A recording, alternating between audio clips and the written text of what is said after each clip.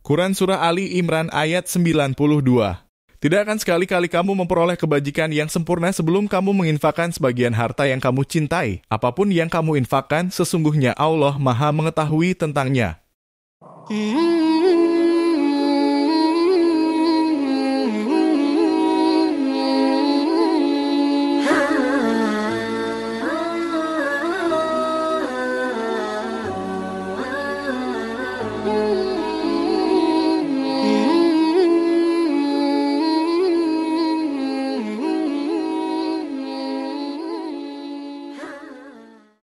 Ini di zaman Umar bin Khattab radhiyallahu an, ketika beliau sedang menjadi Amirul Mukminin, pemimpin tertinggi.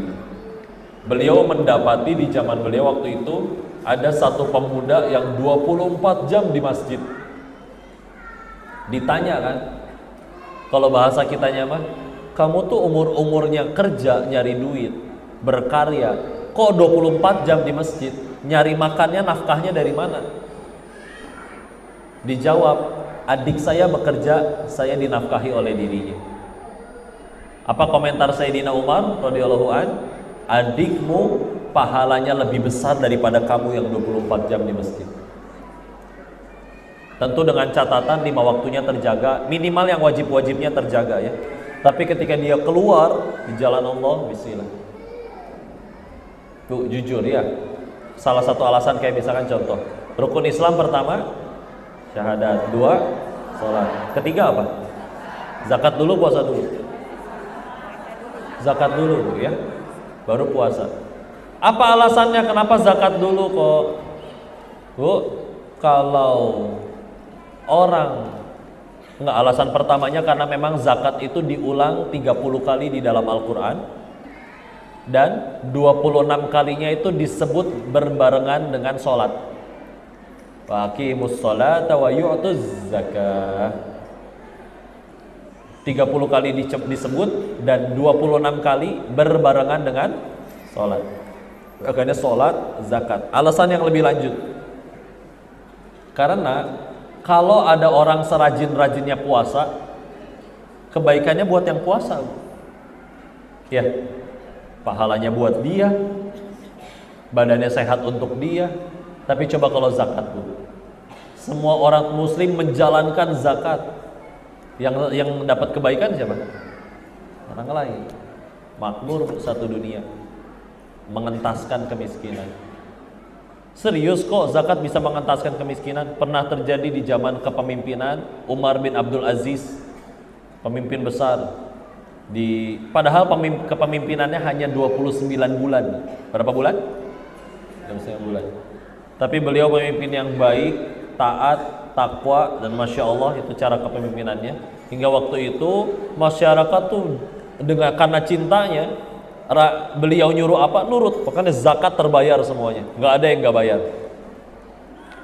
Yang layak menerima zakat kan ada 8 asnaf ya, di At-Taubah ayat 60. Fakir, miskin, mu'alaf, amilin, ya ada 8 di situ ya. Di situ di zaman beliau akhirnya dicari siapa dari 8 asnaf tersebut, silakan ini harus disalurkan. Tidak ketemu wahai Amirul Mukminin. Tidak ada yang tergolong fakir maupun miskin, tidak ada. Terus gimana? Ini uang zakatnya mau diapain wahai Amirul Mukminin? Dijawab, berikan kepada orang yang ingin berangkat haji, tidak punya ongkos, negara yang biayain. Dicari, tidak ketemu wahai Amirul Mukminin. Berarti uangnya buat apa nih? Cari orang yang mau nikah, nggak punya biaya, negara yang biayain. Di zaman itu dicari lagi, masih tidak ketemu wahai Amirul Mukminin. Terus gimana nih? Sedangkan uang, apa perintah beliau di saat itu? Belikan kepada beras seluruhnya, lalu tebarkan seluruh beras itu di pegunungan daerah kita. Untuk apa wahai Amirul Mukminin? Dijawab, agar semua orang tahu di negeri Islam ini seekor burung pun tidak ada yang kelaparan. Saking makmurnya ya. Jangankan manusia, burung juga nggak ada yang kelaparan. Jadi rahmat bagi seluruh alam, betul? Rahmatan lil alamin. Insyaallah. Ya. Kak, bukan berarti nggak boleh punya, silakan punya. Kok saya pengen kaya, amin, sok mangga silakan. Yang banyak yang rajin baca Al-Waqiahnya. Ya. Meskipun tapi kalau mau jujur, yuk bicara kekayaan di zaman itu bisa dibilang cuman efek samping. Apa? Efek samping. Kalau kita makan kadang kalau mau jujur ya, duha teh biar tokonya rame, ya. Al-Waqiah teh biar rezekinya banyak. Ya. Amin, boleh, nggak apa-apa, bagus. Alhamdulillah mintanya masih ke Allah. Ya. Tapi di zaman itu mah enggak.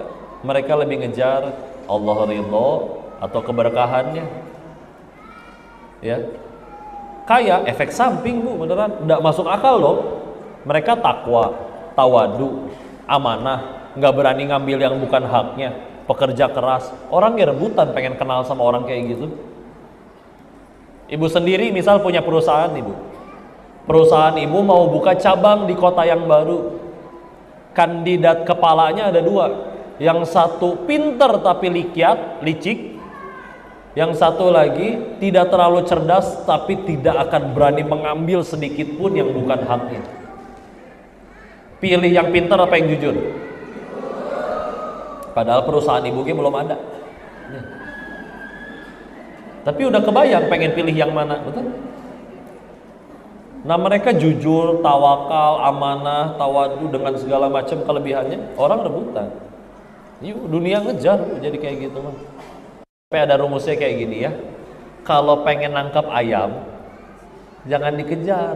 Ya, capek ayam lincah ya. Taruh makanan, ayamnya datang, tutup.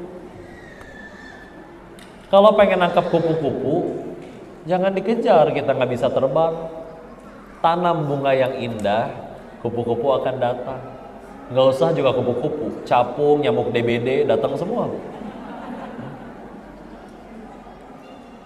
Ya, jadi sama. Yuk, kalau pengen itu kejar kita kejar mah capek. Yuk, jadikan diri kita yang indah, selayaknya bunga yang berpekaran, akhlaknya sempurna, takwanya dijaga. Nyari ibu orang, Allah suruh dunia ngejar-ngejar dia. Ya. Masya Allah. Ya. Maka silakan punya.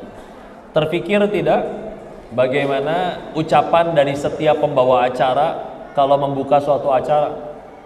Nggak cuman pengajian pun pasti diawali dengan kita bersyukur atas nikmat iman. Terus saya tanya waktu itu, kenapa cuma iman dan Islam yang disebut? Emangnya punya duit gak nikmat?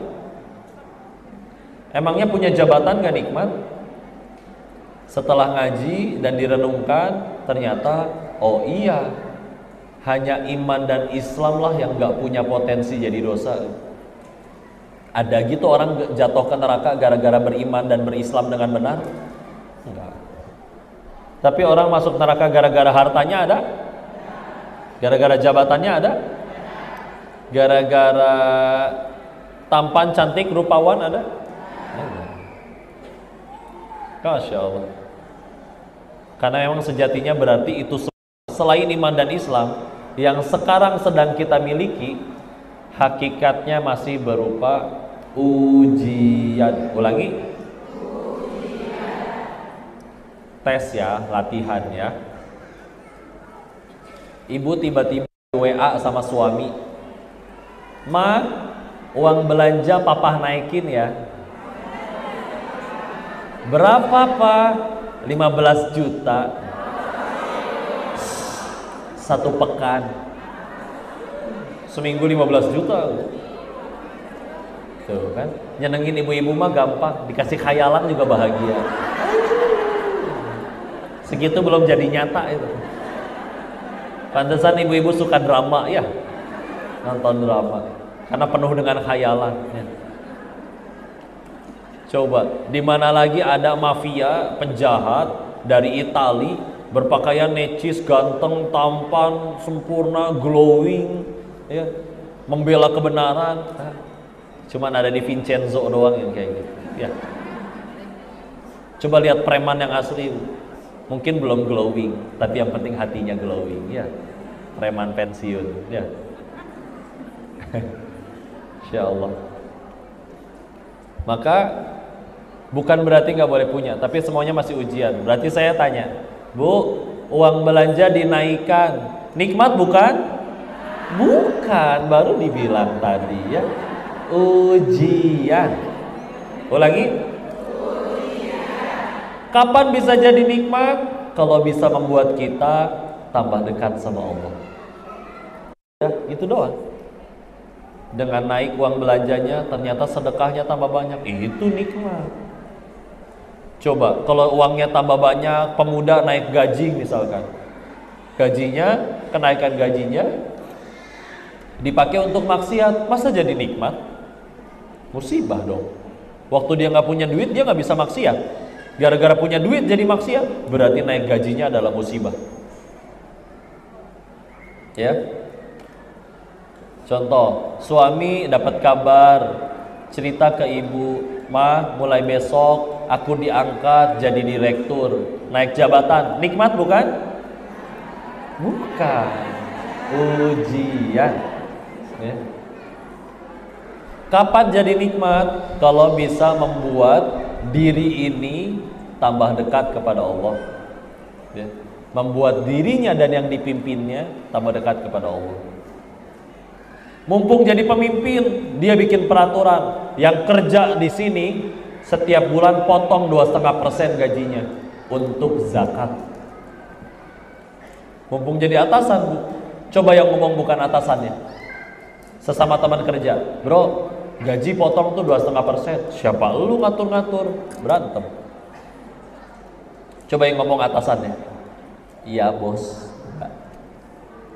Ya. Mumpung punya power, makanya viral, popularitas, kekuasaan, jabatan, silakan punya, tapi ingat itu ujian. Kapan bisa jadi nikmat? Kalau kita bisa jadikan itu sebagai alat mendekatkan diri kepada Allah.